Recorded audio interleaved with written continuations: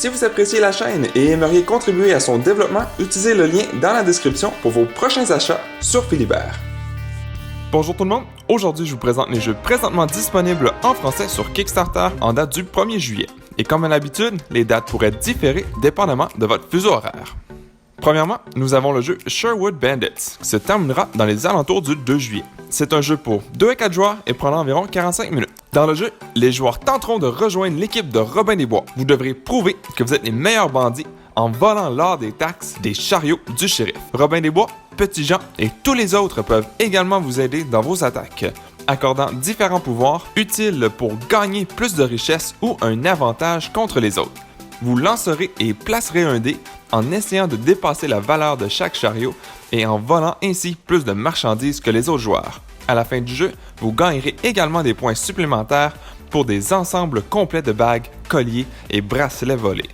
Ensuite, nous avons la Big Box de Terraforming Mars, qui se terminera dans les alentours du 3 juillet. Pour en savoir plus, vous pouvez regarder la vidéo spécifiquement sur la campagne Kickstarter en cliquant sur le i en haut à droite. Ensuite, nous avons le jeu Crazy Farmers and the Clôture électrique, qui se terminera dans les alentours du 4 juillet. Un jeu pour 1 à 4 joueurs et prendra de 30 à 60 minutes. La foule est en délire et les tracteurs rugissent déjà. La grande finale de l'Ultimate Farming Championship est sur le point de commencer. Tous les projecteurs sont braqués sur 4 agriculteurs devenus les nouveaux dieux du stade.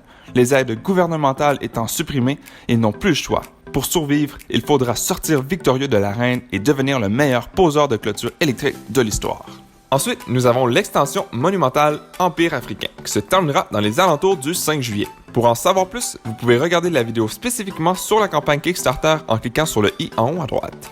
Ensuite, nous avons le jeu Parasite Game, qui se terminera dans les alentours du 6 juillet. Parasite Game est une extension universelle pour tous vos jeux préférés. Dans cette extension basée sur l'altération ou un bonus post-partie, les joueurs auront un parasite en début de partie qui modifiera leur façon de jouer. Les mécaniques de base sont très simples, mais offrent une redécouverte de leur jeu. Les joueurs expérimentés seront tirés toutes les subtilités stratégiques d'une nouvelle expérience ludique, alors que les joueurs novices pourront assimiler les règles de base rapidement.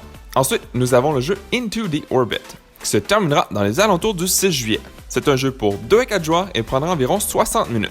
Vous dirigez votre propre compagnie de vol spatial et construisez des fusées pour envoyer du matériel en orbite.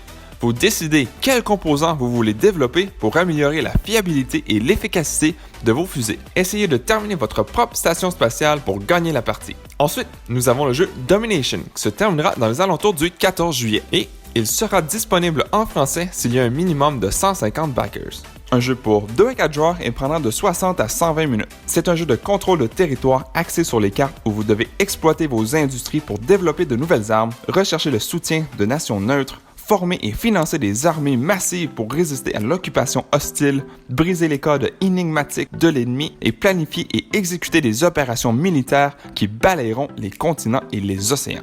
Ensuite, nous avons le jeu Worldwide Tennis, qui se terminera dans les alentours du 17 juillet. C'est un jeu pour 1 à 2 joueurs et prendra environ 15 minutes.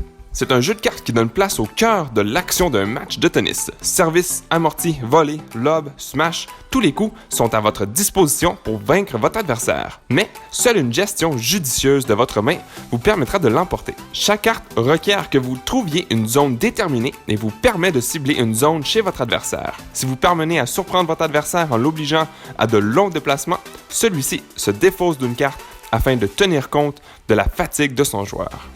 Ensuite, nous avons le jeu Bad Guy Nonsense, qui se terminera dans les alentours du 21 juillet. Un jeu pour 2 à 4 joueurs et prendra de 15 à 20 minutes. Le but du jeu est de marquer des points en capturant le plus de cartes Bad Guy avant la fin du jeu. Vous devrez obtenir les bons combos de cartes pour faire une capture et marquer des points. Plus la valeur cible est élevée, plus le combo est difficile à acquérir. Ensuite, nous avons le jeu Ibris, qui se terminera dans les alentours du 23 juillet. Un jeu pour 1 à 4 joueurs et prendra de 60 à 180 minutes. C'est un jeu de société de placement d'ouvriers, d'opportunités et de développement. Votre dieu pourra construire des technologies, accomplir des quêtes, combattre des héros, améliorer votre divinité et vous pourrez gagner le jeu en débloquant toutes vos améliorations divines ou en remportant des points de victoire dans le tour du 6e âge.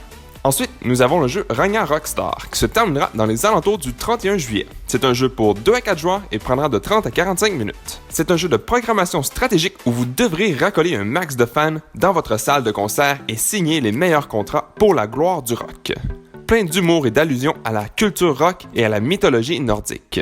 La programmation conduira à de nombreuses interactions entre les joueurs, et cette programmation sera résolue de façon simultanée, donc pas beaucoup de temps d'attente.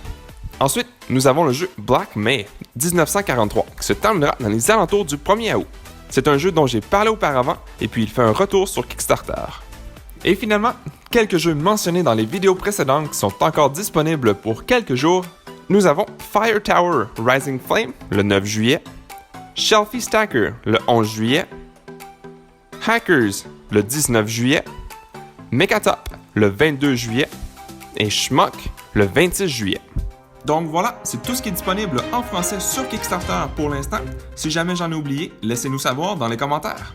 Merci à toutes les personnes qui ont regardé jusqu'au bout cette vidéo. Si cela vous a plu, n'hésitez pas à mettre un j'aime ou un commentaire sous la vidéo et de vous abonner pour ne rien manquer à l'avenir, car cela fait toujours plaisir pour le travail réalisé.